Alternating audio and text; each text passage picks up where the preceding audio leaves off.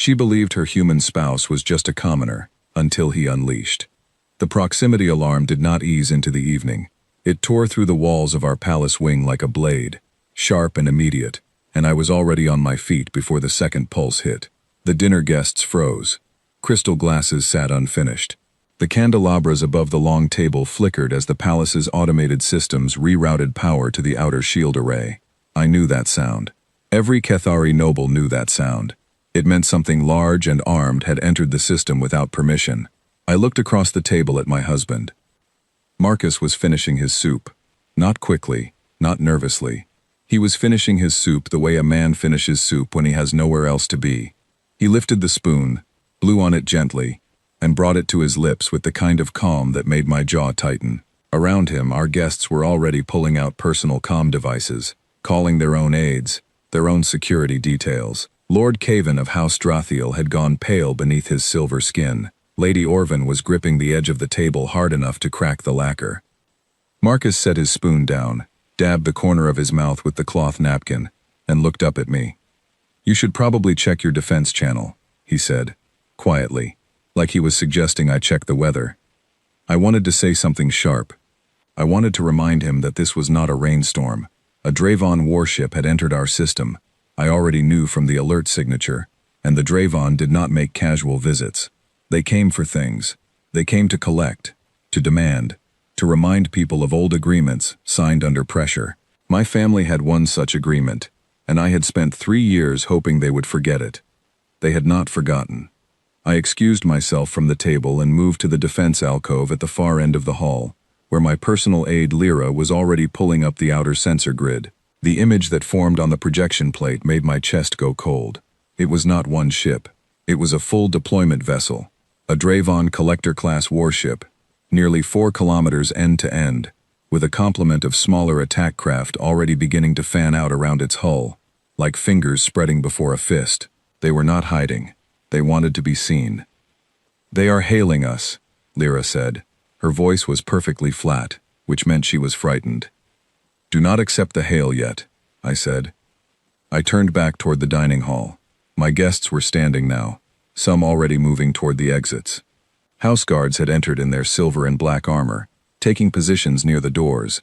In the middle of all of it, Marcus was stacking the empty bowls at his end of the table into a neat pile so the serving staff could clear them more easily. I stared at him. I had married Marcus Cole 14 months ago. I had done it knowing my family would object, knowing the court would gossip, knowing that every noble house in the Cathari Empire would raise an eyebrow, and then another, and then both. The Cathari have a long tradition of strategic marriages. You marry to forge alliances, to consolidate territory, to bind one bloodline's resources to another. You marry for political gain, and call it affection if you are lucky. You do not marry a human with no title, no lineage record of any significance, no military rank, and no house affiliation whatsoever. I had done exactly that. And for 14 months, I had listened to the quiet, polite, devastating mockery that runs beneath every formal sentence in aristocratic circles.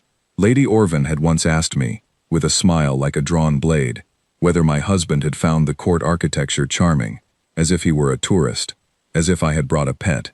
Lord Cavan had spent an entire reception talking around Marcus, asking me questions about my household affairs, while Marcus stood beside me, apparently unbothered, eating small pastries from a tray and complimenting the palace chef to anyone who would listen. What they saw was a man of no consequence. What I had begun to privately fear, in the quietest hours of the night, was that they might be right. Marcus had come into my life through a trade conference on Velthon Station, where I had been representing my family's mineral interests, and he had been present as a civilian observer attached to the human delegation. He was not the most important person in the room. He was not even close. He wore a plain gray jacket and carried a cup of coffee everywhere he went, and asked questions that were, now that I thought about it, very precise. At the time, I had thought he was simply curious. He had that quality, a kind of attentive stillness, like he was always listening for something just beneath the surface of whatever conversation he was in. We had talked for 3 hours that first evening, standing near the station's observation window while the stars moved slowly behind the glass. He had not tried to impress me. He had not name-dropped or rank-dropped or used any of the 50 social signals that men in important positions use when they want you to know they are in important positions. He had simply talked to me. He had asked me what I actually enjoyed about my work, not what my work achieved. He had laughed at something I said that was genuinely funny, not performatively funny, and the laugh had been real and a little crooked, and it had caught me completely off guard. I had made an inquiry through official channels after that conference. His record was clean and unremarkable. Born in a mid-sized city in the northern territories of a human province called England, educated in standard institutions, listed occupation, civil liaison, trade advisory, retired. No military service listed, no medals, no commendations, no black marks. He paid his taxes. He had a small apartment registered to his name on Meridian Outpost. The file had been 7 pages long, which for a 43-year-old human was frankly thin. My mother had read the file and set it down on her desk without a word, and that silence had been louder than any argument she could have made. I had married him anyway. And now a Dravon warship was sitting in my system, and my husband was stacking soup bowls. I crossed back to the table. "Marcus," I said, and I kept my voice low and even, because there were still guests in the room, and I would not let them see me rattle. "There is a Dravon collector-class vessel in the outer system. They are hailing us." He nodded slowly, like I had told him the evening transport was running late. "Old debt?" he asked. "Yes, my family's, signed under the previous accord. I had hoped." "You had hoped they would let it go." He said it without judgment, which was somehow worse than if he had sounded disappointed. He was already folding his napkin and placing it on the table. "How long do you have before the shield array starts drawing on auxiliary power?" I blinked. "About 40 minutes at current drain rate." "How do you know what?" "Your palace system is Cathari Sovereign class, 3rd generation," he said, pushing back his chair and standing. I looked up the specs before we moved in. Standard aux power threshold is 40 minutes at full outer shield engagement, after which the inner barriers start to compete for the same lines. He glanced toward the window, toward the darkness outside, though of course the warship was too far away to see. "I am going to step out for a few minutes. You should accept their hail. Be polite. Stall as long as you can without agreeing to anything. And do not let Lord Caven speak. He will make it worse." I watched him walk toward the side corridor that led to the private residential wing. He was not running. He did not look afraid. He looked like a man who had just remembered something he meant to take care of earlier, and was going to handle it now before it became inconvenient. The side door closed quietly behind him. I turned to Lyra. "Accept the hail," I said. The image of the Dravon commander filled the projection space above the defense alcove. He was large, even by Dravon standards, with the layered cranial ridges that marked his rank, and the dark uniform that told me he was not a patrol officer. He was an enforcement commander. They only sent those when they were absolutely certain of their legal standing, and absolutely certain you knew it. He spoke. He used the formal Cathari dialect with an accent that made it sound like a threat, no matter what the words actually were. He referenced the Accord of Velith, subsection 7, which I knew by heart because I had read it 100 times looking for an exit clause. He named the terms of settlement my great-grandmother had signed. He gave me a window of 2 hours to begin compliance. I was polite. I was calm. I said I would need to consult my legal record, and asked for his patience. He said he would give me 1 hour. The hail ended. Lyra looked at me. I looked at the closed side door at the far end of the hall. 11 minutes. That is how long Marcus was gone. When the door opened again and he walked back in, the Dravon ship had gone silent on all frequencies. Not hailing, not broadcasting, not demanding. Silent. And then, on the outer sensor grid, something extraordinary appeared. The warship was pulling back. Not retreating under fire. There had been no fire. Not turning to reposition. Pulling back, slowly and steadily, moving away from the system at a controlled but deliberate speed, taking its escort craft with it. The attack formation it had deployed dissolved like smoke in wind. Marcus walked back to the dining table, picked up his coffee cup, found it had gone cold, and set it back down with a small expression of disappointment that had nothing to do with warships. "They will not bother you again tonight," he said. I stood very still. Lord Caven, still pale, looked at the sensor display, and then at Marcus, and then at me. He started to say something and stopped. Lady Orvin had gone completely quiet. I did not say anything either. I simply looked at my husband, at his plain gray jacket and his ordinary face and his slightly crooked posture, and felt, for the first time in 14 months, that I had been reading a book upside down and had only just now turned it the right way around. I still did not know what I was looking at, but I was very certain, standing there in the flickering light of a dining hall full of frightened nobles, that I had been wrong about almost everything. The morning after the Dravon ship pulled out of our system, no one in the Empire could agree on what had happened. I received 14 separate communications before the second hour of the day. 3 were from my mother, each one shorter and more urgent than the last. 2 were from the Cathari Diplomatic Bureau, requesting a full incident report. 1 was from Lord Caven's House Secretary, formally inquiring whether our family had entered into any new defense arrangements that his house should be aware of. The rest were from various noble contacts, friends and rivals, all circling the same question from different angles, all asking without quite asking, how did a single unarmed human aristocratic household cause a Dravon enforcement commander to leave an active debt collection? I did not answer any of them. I was sitting in the small garden that adjoined our private residence, the one Marcus had asked me to put a bench in when we first moved here. He liked the garden. He had said on our second morning in the palace that he had spent a lot of years in places where things did not grow, and that he found it easier to think near plants. I had thought at the time it was a charming thing to say. I had put in the bench. Now I sat on it in the early pale light and thought about a man who had spent a lot of years in places where things did not grow, and wondered what kind of places those had been. Marcus came out with 2 cups of tea 40 minutes later and sat beside me, without asking whether I was ready to talk. That was one of the things I had always liked about him. He did not push. He did not fill silence with noise to make himself comfortable. He sat down, handed me the cup, and looked out at the small flowering trees that lined the garden wall, and waited. I let him wait. I had a protocol, in my own mind, for dealing with difficult information. I needed to gather it first, arrange it, understand what I was working with before I could begin asking questions properly. Marcus knew this about me because he was, despite everything I was now questioning, an attentive person. He had always been attentive. I had once thought it was simply a personality trait. I was now beginning to understand that it might be a skill.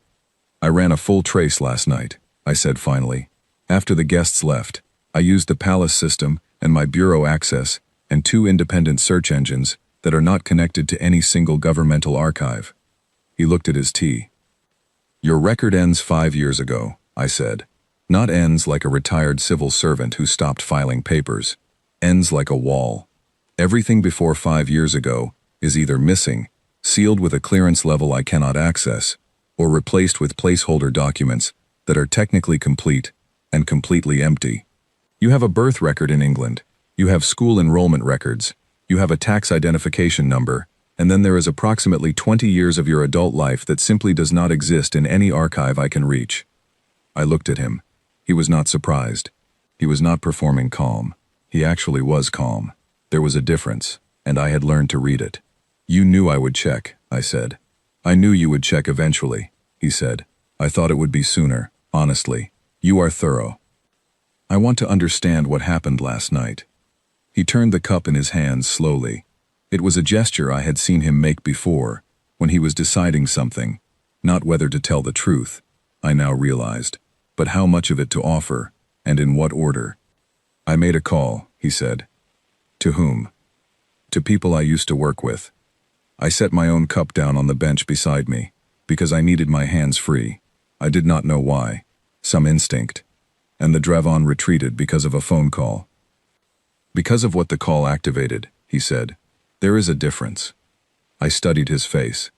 There was a faint mark on his left wrist that I could see now, because he was holding the cup two-handed, and his sleeve had pulled back slightly.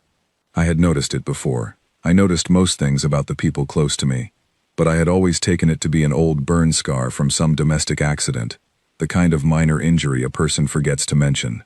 Looking at it now, with everything else rearranging itself in my mind, I saw it differently. It was too precise to be accidental. The shape was deliberate, a brand, or something close to one. something that had been placed there intentionally. "Marcus," I said, and I made his name quiet. "And careful, the way you make something quiet, when you are genuinely uncertain of the ground beneath you. Who did you used to work with?" He looked at me for a long moment, then he said, "I am going to tell you everything. Not today, because there is a great deal of it, and you deserve to hear it properly. Not in pieces while you are still processing last night. But I will tell you all of it. I promise you that." "Tell me one thing today," I said. He seemed to consider that fair. "The call I made last night activated a deterrent that my former team placed in Dravon space 17 years ago. A dead man's protocol. Something that was put in place specifically so it would not need to be used, so that if anyone in the Dravon hierarchy ever thought about moving against certain interests, they would receive a reminder of what waited for them if they did. Last night, the reminder was sent. They understood it immediately." I stared at him. "Your team placed a deterrent in Dravon territory 17 years ago. Yes, and it is still there. It is still there. And the Dravon know it is there. They know what it can do," he said. "That is the part that matters." The garden was very quiet. Somewhere beyond the walls, I could hear the normal sounds of the palace grounds starting into the morning. Groundskeepers, the distant hum of maintenance vehicles, the birds that nested in the outer tree line, the ordinary sounds of an ordinary morning. Against those sounds, what Marcus had just told me felt like it belonged to a completely different universe. "How many people know about this deterrent?" I asked. "A very small number," he said. "Fewer than 10, outside of the teams that placed it." "And your government? Earth's Defense Command?" He paused. "They know it exists. They do not know I activated it last night. They will figure it out by morning their time, if they have not already. A small beat. They will not be upset. They will not be upset," I repeated slowly. "A retired civilian liaison activated a classified military deterrent in the territory of the most aggressive enforcement power in the sector, and his government will not be upset. They will be relieved," he said. "It means the protocol still works. They have been hoping for years they would never need to find out." I picked up my tea. I did not drink it. I just held it. There was a great deal moving through my mind. Questions building on questions. A whole architecture of things I needed to understand. But the one thought that kept rising above the rest was simpler and more personal than any of them. It was the memory of Lady Orvane's smile at the reception 3 months ago, when she had asked me whether my husband found court architecture charming. It was the memory of my mother setting down his 7-page file without a word. It was the 14 messages waiting for me inside, from people who needed to know how my household had managed something their entire networks had not. I thought about how none of them had ever truly looked at him, how I was not certain I had ever truly looked at him either. "The wrist," I said. He glanced down at the mark. "What is it?" "A unit designation," he said quietly. "From a long time ago." "Which unit?" He looked out at the garden again. The pale morning light was warming slowly. The small flowering trees near the wall were beginning to open their blossoms, the way they did every morning at this hour, completely indifferent to everything. "We called it Erebus," he said. I did not know that name, not yet, but from the way he said it, not with pride, not with pain, but with a kind of settled acknowledgement, the way a person says the name of a place they have been and carry with them, I understood that it was not a small thing. It was, in fact, the beginning of everything.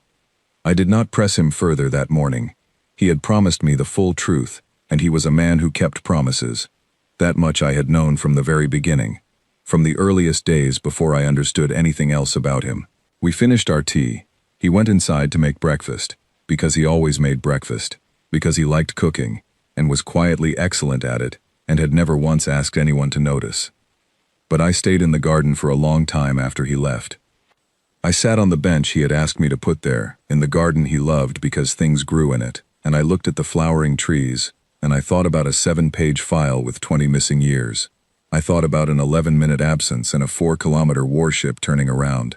I thought about a unit designation branded into the skin of a man who ordered his food with please and thank you. And I began, very slowly, to understand that I had married someone extraordinary, not in spite of his ordinariness, but behind it. He had hidden in plain sight. And I was the person who had brought him home. Inside my palace, where 14 messages waited unanswered, and the whole empire was quietly going out of its mind. Marcus was making eggs. I want to tell this part myself. Not because Vale is wrong about anything. She has never been wrong about the things she describes, not once in the time I have known her. But because this part is mine to carry, and it has always been mine, and the only honest way to share it is in my own words. She found the case on a Tuesday morning. I know it was Tuesday because I had gone out to the garden to check the condition of the small tree near the east wall that had been showing signs of root stress, and when I came back inside, she was standing in the middle of our bedroom with the case open on the bed in front of her. She had moved the third floorboard from the window, the one I had always hoped would simply remain unremarkable, and lifted the case out of the space beneath it. She did not look angry. She looked like a person who has just solved a problem they have been working on for a long time, and found that the solution is more complicated than they expected. I looked at the case. I looked at her. Sit down, I said. She sat on the edge of the bed. She did not close the case. Inside it were 3 things. The first was a set of command authorization keys on a physical chain. 3 of them, each the size of a thumb, each keyed to a different system that I will not name here because some information belongs to silence. The second was a ghost frequency transmitter, compact enough to fit in a coat pocket, capable of reaching communication channels that officially do not exist. The third was a name tag, standard military issue, the kind that clipped to a uniform collar. Hard plastic, black lettering. It read, Captain M. Cole, Unit Erebus, Classified Operations, Earth Defense Compact. She had looked at it for a long time. I poured 2 glasses of water from the carafe on the side table. I had been about to get tea, but this felt like a water conversation, somehow, and I sat in the chair across from her and I began. My name is Marcus Cole. That much is genuinely true. I was born in a city in northern England, in a neighborhood that was ordinary, in the way that neighborhoods are ordinary when nothing has happened to them yet. I had a mother who taught secondary school mathematics, and a father who fixed industrial equipment, and a younger sister named Penny, who became a civil engineer, and lives on Meridian Station now, and does not know the full story of her older brother's career, which is the way I prefer it for her safety. I was recruited at 19, not by a poster or a school program, by a woman named Colonel Adeyeze who came to my university during my second year, and sat across from me in a small office that had been booked under a false department name, and told me that she had been watching my test scores, and my simulation results, and my pattern recognition assessments for 8 months, and that she wanted to offer me something I would not find anywhere else. She was not wrong about that. The Earth Defense Compact, in its official form, is a coordinated defense and diplomatic body representing humanity's collective security interests across the settled systems. That version is real. It does the things it says it does. It negotiates. It deploys peacekeeping forces. It manages treaties. What the public record does not contain is the operational division that sits below the official structure, in the space where decisions get made that cannot be made in meeting rooms. Unit Erebus was that division. There were never many of us. At full capacity, we were 31 people across multiple specialties: intelligence, systems architecture, long-range planning, field operations. We were not soldiers in the way most people use that word. We did not take territory. We did not win battles.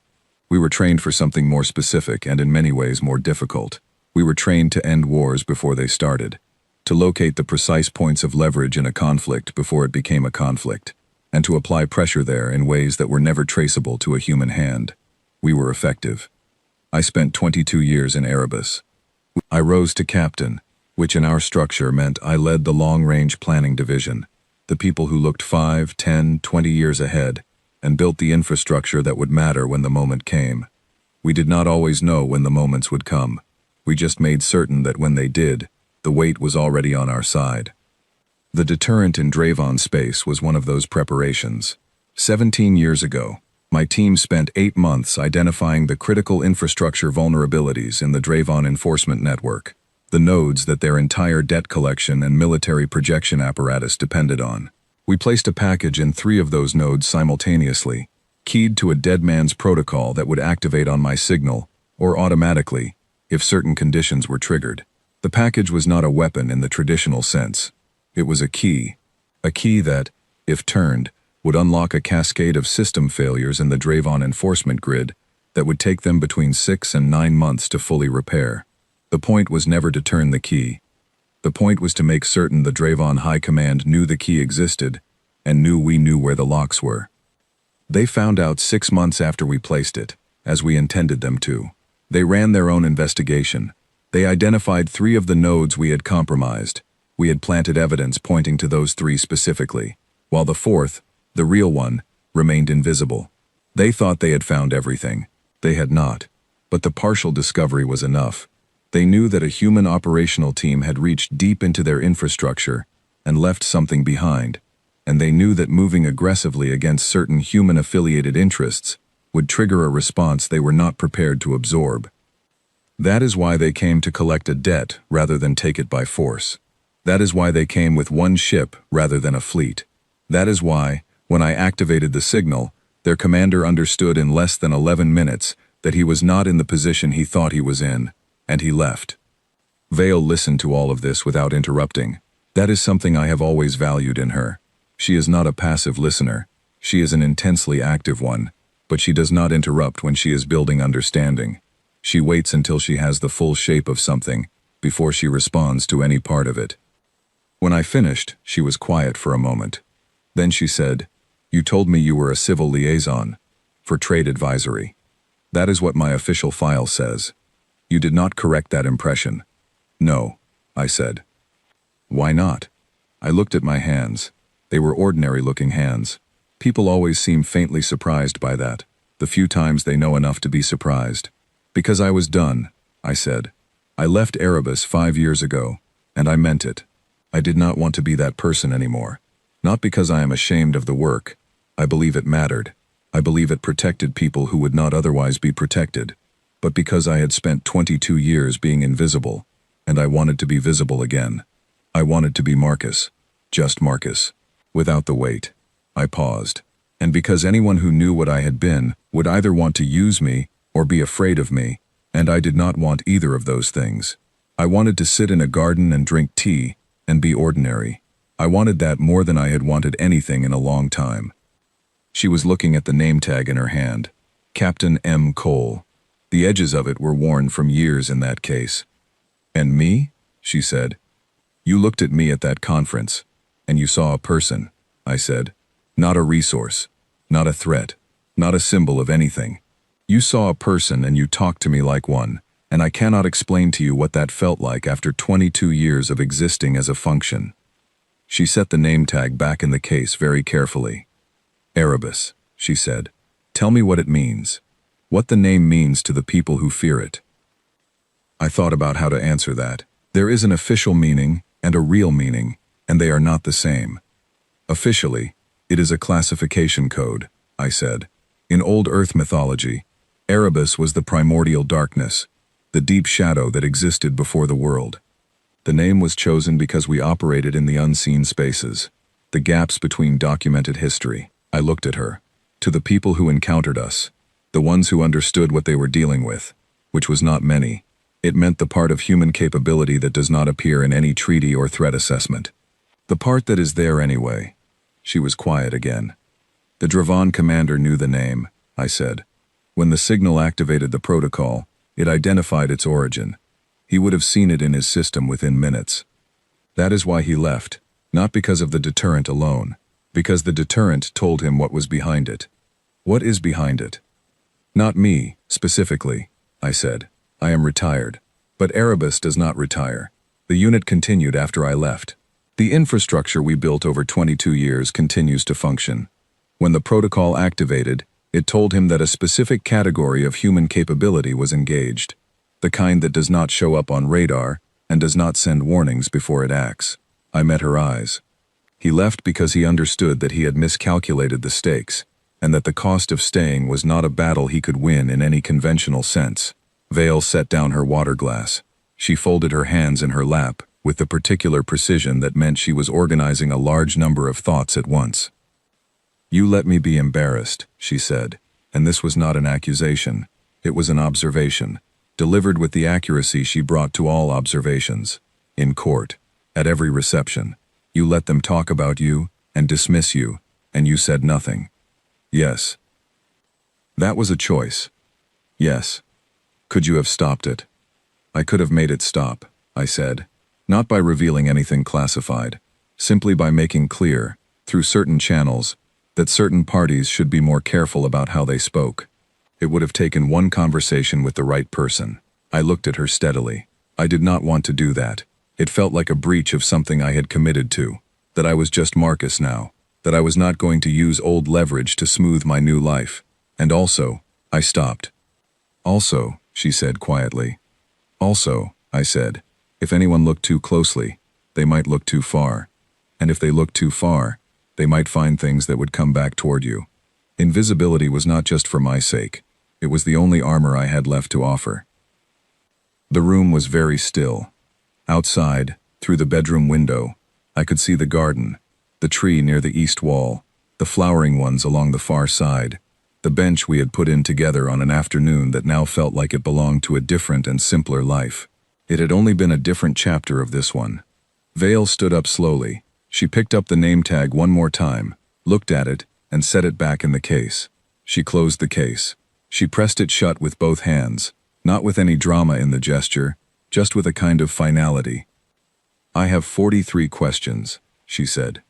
I expected more, I said. The corner of her mouth moved. Not quite a smile. Close. I will get to the others, she said. But right now I need to walk. Will you walk with me? We walked for 2 hours. She asked the questions as they came to her, one at a time, and I answered every one of them. And by the time we came back to the palace, the morning had turned to afternoon, and something between us had shifted, not broken and repaired, because nothing had been broken, but recalibrated, reset to the correct coordinates. She understood, now, what she was standing next to. And I understood, for the first time since leaving Erebus, that hiding had a cost I had not fully calculated, not to my safety or hers, to the truth of what we were to each other, and that the truth, delivered honestly and completely, was not a wound, it was a door, and she had walked through it with her 43 questions and her steady hands, and she had not flinched once. That evening, she answered 3 of the 14 messages she had left waiting. She was brief in all 3. She said only that her household security situation had been resolved, and that further inquiries could be directed to her diplomatic bureau contact. She did not explain anything. She did not need to. 3 weeks after the Dravon ship turned around, I began to understand what Marcus had meant by cost.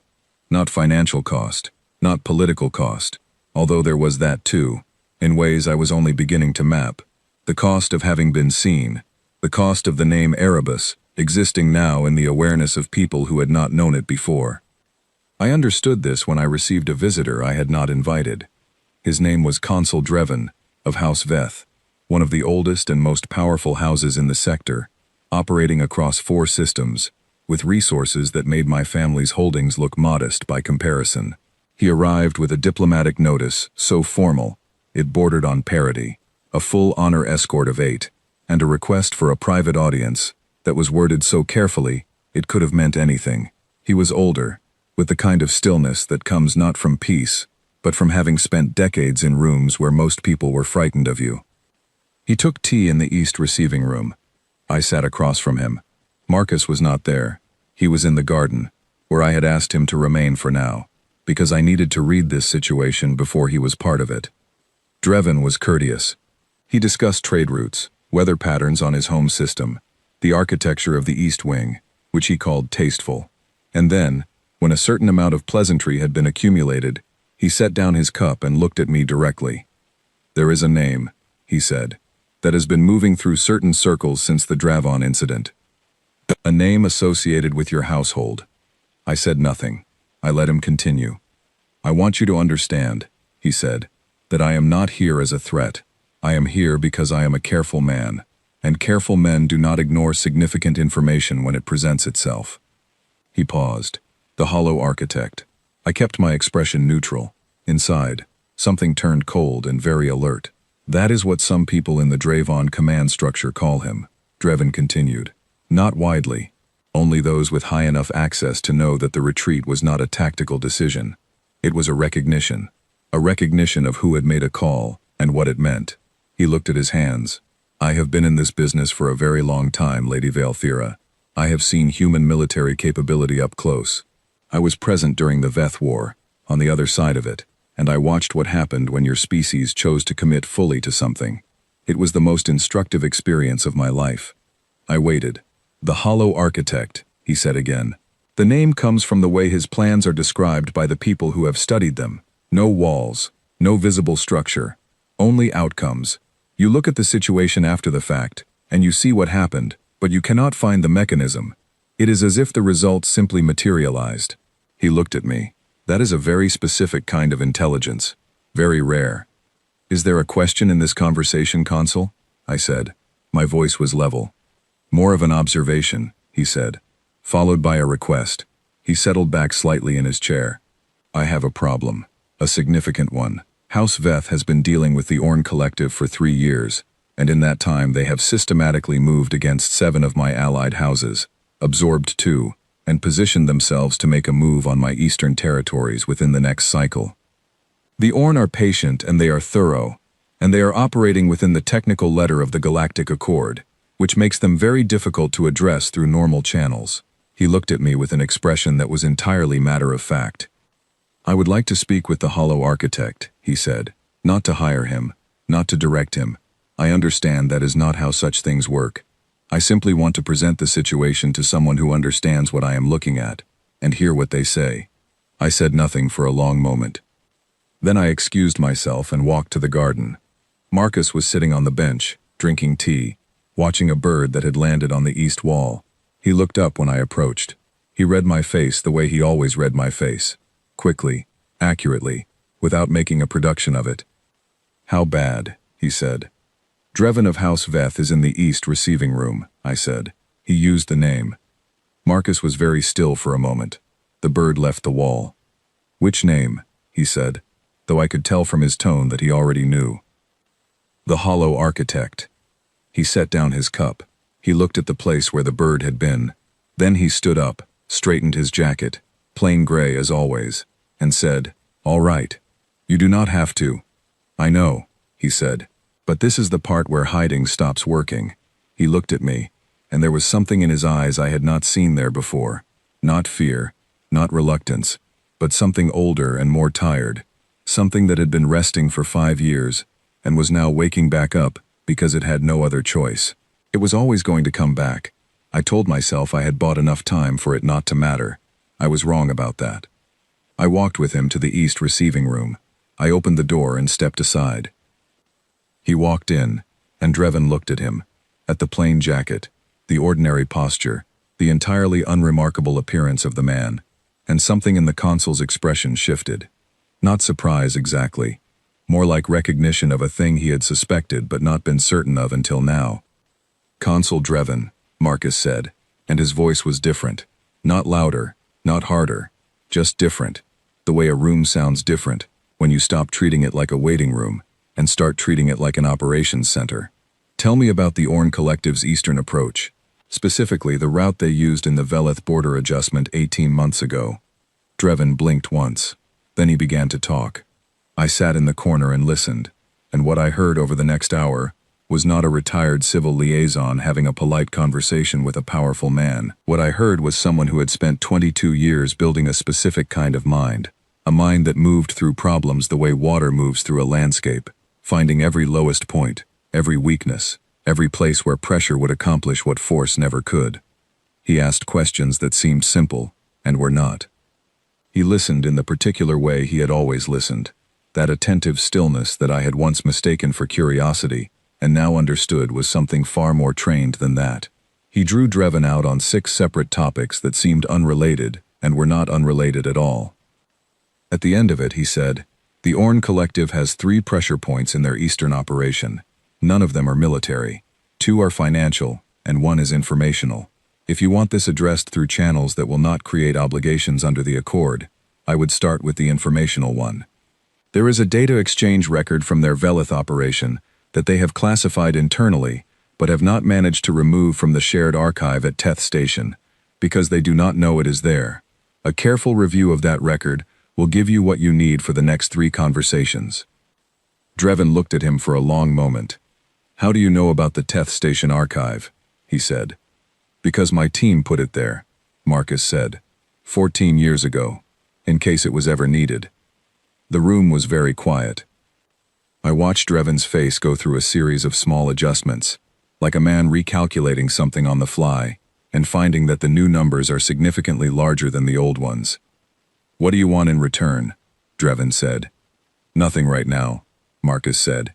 But I want you to go back to the people who gave you that name, the Hollow Architect, and I want you to tell them something for me. What would you like me to tell them? Marcus looked at him calmly.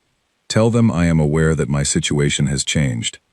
Tell them I understand that privacy is no longer a reasonable expectation, and tell them that if anyone, any house, any collective, any enforcement body, moves against my family's household for any reason, the Erebus protocol that ended the Dravon situation will look like a polite reminder by comparison. Dreven set down his cup very carefully. That is a significant statement, he said.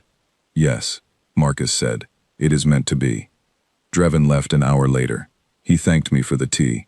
He did not look at Marcus again on his way out, but not because he was dismissing him. Because he was being careful. There is a different kind of not looking, and I recognized it now that I understood what I was watching. After the door closed, Marcus stood in the east receiving room for a moment. He put his hands in his jacket pockets. He looked at the window. It starts now, he said. What starts? I said, though I already knew. The part where I am not invisible anymore, he said. The part where every house and collective and enforcement body that has ever had a reason to worry about Erebus starts doing the math on what my being here, married into a Cathari noble house, means for the balance of things. He exhaled slowly. We are going to have more visitors. I thought about the 14 messages I had not answered 3 weeks ago. I thought about how much longer the message queue was going to get. What do we do? I said. He turned to look at me, and that worn, resting thing behind his eyes was fully awake now, and he looked not like the man I had watched stack soup bowls or make breakfast, or tend to a stressed tree in the garden. He looked like the man whose name was on a hard plastic tag in a hidden case under a floorboard. But then, and this is the thing I have carried with me since that moment, both of those were the same man. They had always been the same man. I had just never been able to see both at once before. We prepare, he said, the same way we always did. Quietly, carefully, before anyone has decided what move to make next. A pause. And tomorrow morning I would like to check on the tree by the east wall. It is showing better color, I think. We should see if the root treatment took. I looked at him for a very long time. Yes, I said.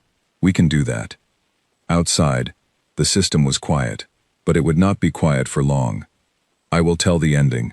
Marcus said I should, because I am better with endings than he is. He said he is better with beginnings, with identifying where things start, where the first pressure needs to go, and that endings are my strength because I have spent my whole life learning how to conclude things cleanly, how to close a chapter so it stays closed. He was right. He usually is, which is one of the things I have made my peace with. The coalition arrived 11 days after Consul Dreven's visit. Not because Dreven had betrayed us. He had not. He was a careful man, and careful men do not trade away assets of uncertain future value. The coalition arrived because the message Marcus had sent through him had done exactly what it was designed to do. It had moved through the network of powerful houses and diplomatic circles like a stone dropped into still water, and by the time the ripples reached the outer edges, they had been interpreted, correctly, as a declaration that the Hollow Architect was no longer dormant. 4 fleets. I will say that again because it needs to sit with the weight it deserves. 4 full deployment fleets, representing a coalition of the most militarily capable non-human powers in the sector. House Dravon, having recovered enough of its pride to try again with much greater force. The Orn Collective, who had clearly decided that their eastern problem was secondary to addressing a more immediate one. The Yeth Armada, ancient and cold and methodical, and a smaller contingent from the Velarath Combine, who generally avoided conflict but had apparently decided that the uncertainty of this moment outweighed their usual caution. They did not hail us first. They broadcast on the open galactic band, which meant every monitoring system in 5 sectors picked it up simultaneously. The broadcast used his name, not Captain M. Cole, not Marcus. The name they had gathered from their own intelligence, whispered between high-security channels for 3 weeks. The Hollow Architect. They said it with the specific formal weight that means, we are naming you so that you cannot claim this was a misunderstanding. We are naming you so that the record reflects we identified you correctly. We are naming you so that everyone listening knows we know. I was in the communications room when it came through. Marcus was beside me.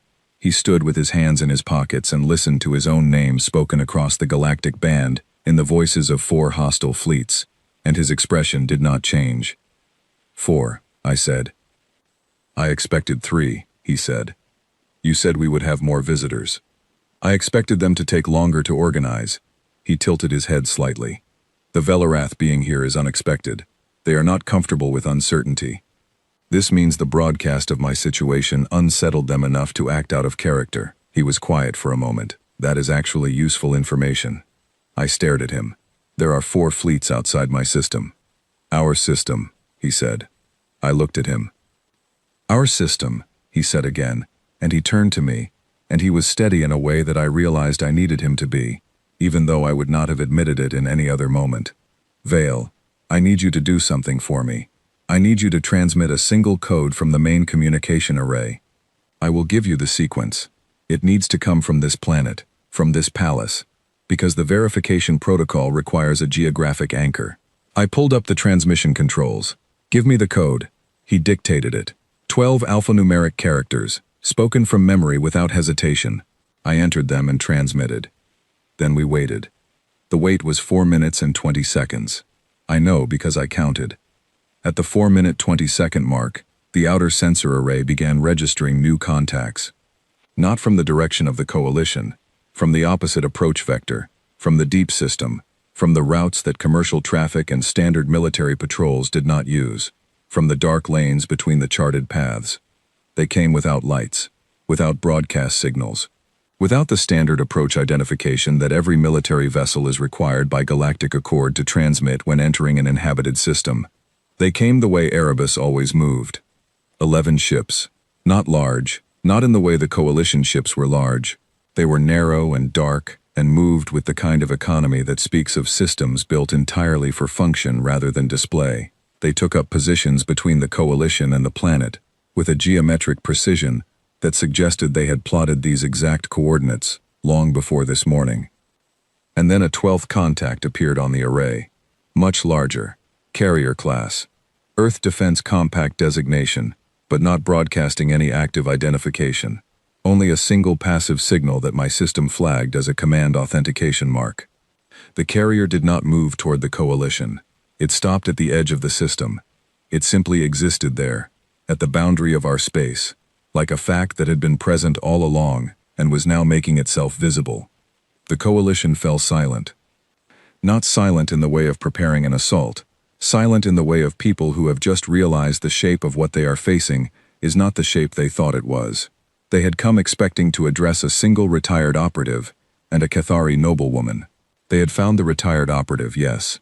They had found something attached to him that they had not fully mapped. I watched the coalition fleet on the sensor grid. They held position for 3 minutes. Then the Orn collective ships began to reposition. Not toward us. Laterally, pulling back from the formation's leading edge, which meant their commander had looked at the 11 dark ships and the carrier at the boundary and made a calculation. The calculation was, this is not the situation we were briefed on. The Yeth Armada followed, slowly, with the kind of deliberateness that tries to look like strategy rather than withdrawal, but which I recognized for what it was. Marcus was watching the grid. He had not moved. He had not transmitted anything else. He had not spoken to the approaching ships, had not threatened the coalition, had not broadcast any statement or ultimatum. He had simply called, and they had come.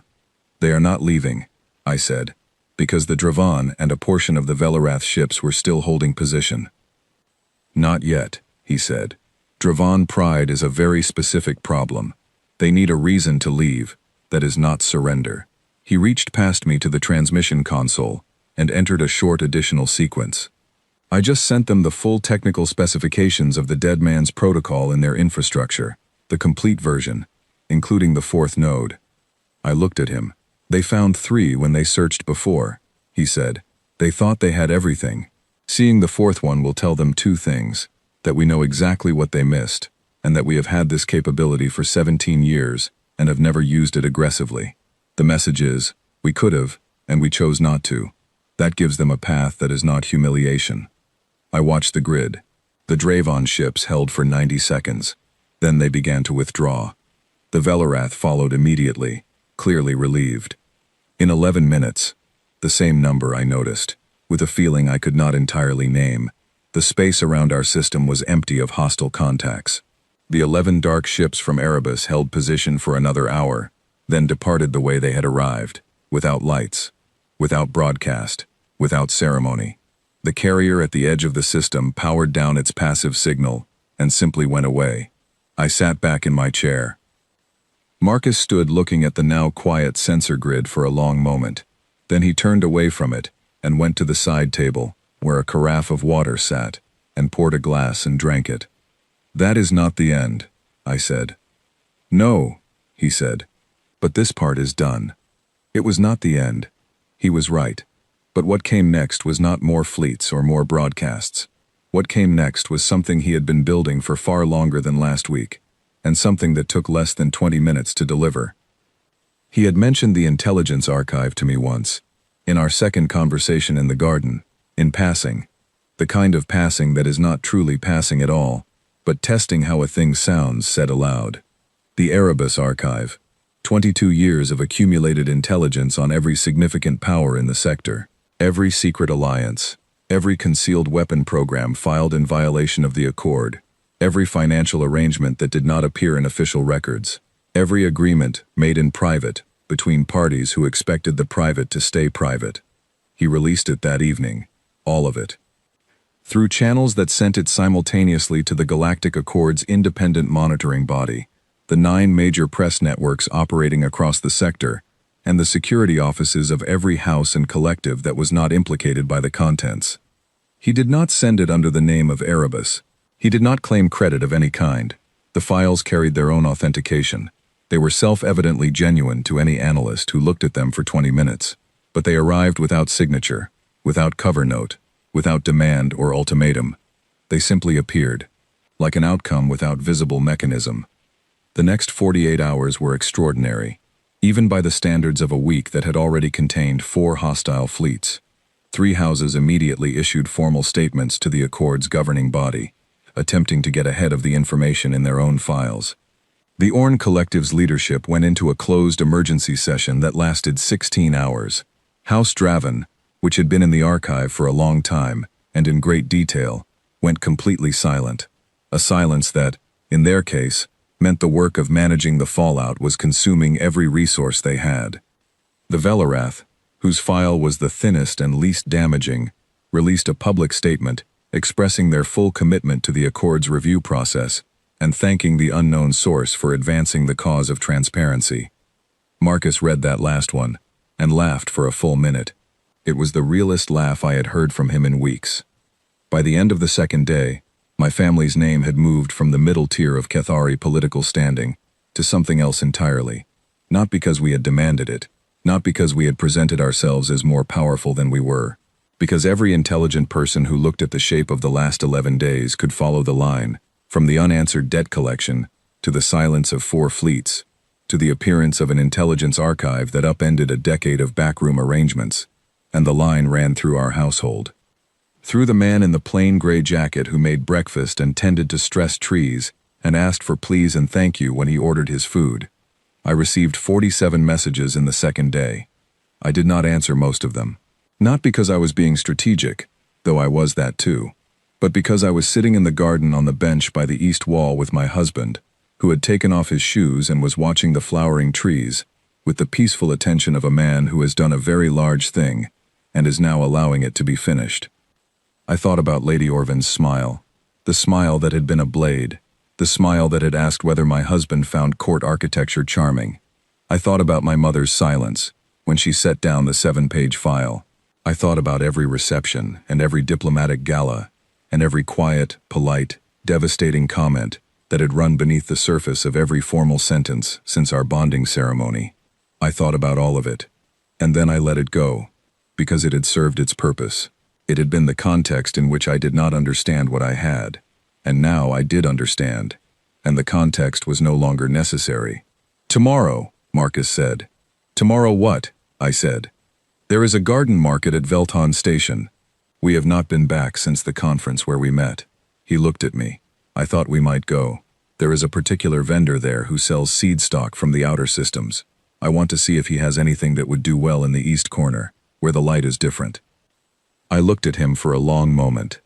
This man who had spent 22 years being invisible so that people would stay safe, who had chosen ordinary life with his whole heart and defended it with extraordinary means, who had been dismissed and underestimated and quietly mocked in 100 courts and receiving rooms, and had not once, not a single time, reached for the thing that could have ended all of it in an afternoon, not until it was necessary, not until there was no other door.